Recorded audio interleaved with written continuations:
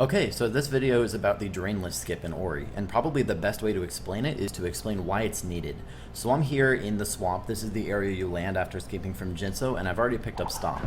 From here, the way to get back to the rest of the game is to go left, and then you have to stomp a barrier. The problem being that there's water in the way, and you can't stomp through water.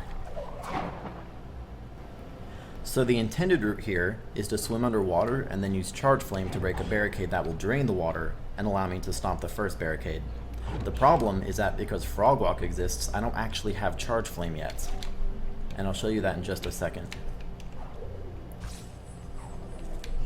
Here's the barricade, but I can't break it because I don't have Charge Flame.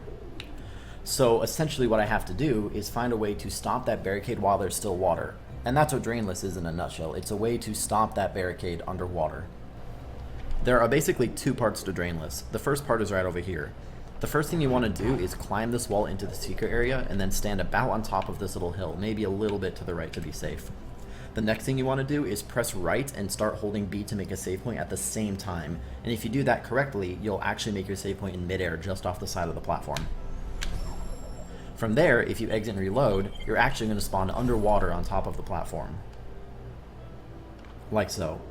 The reason for that is that when you make a save point in midair and then respawn, the game gets a bit confused as to where to put Ori, so it actually spawns you at the nearest platform, which is directly beneath you, which in this case happens to be the barrier underwater.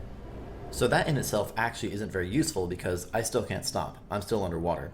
But it turns out that if you do this trick and then reload the game, there's actually a 1-frame window in which the game doesn't register that you're underwater yet. And during that frame, you can successfully stomp. So what I'm going to do is reload the game again, and this time I'm going to hold down on the D-pad while the game loads, and then all I have to do is press Y at the correct frame, and I should get the stomp. Like so.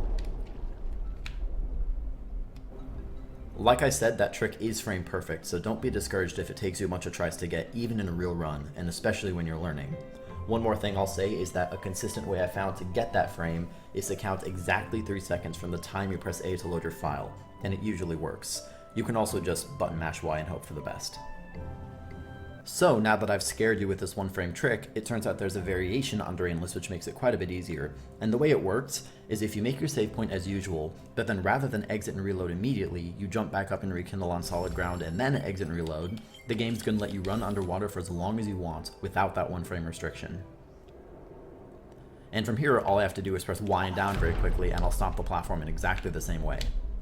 Doing this second method does take an extra second or two, but it's pretty much the way I always do Drainless because it's so much more consistent. So that's Drainless. I hope this video was helpful, and I'll see you next time.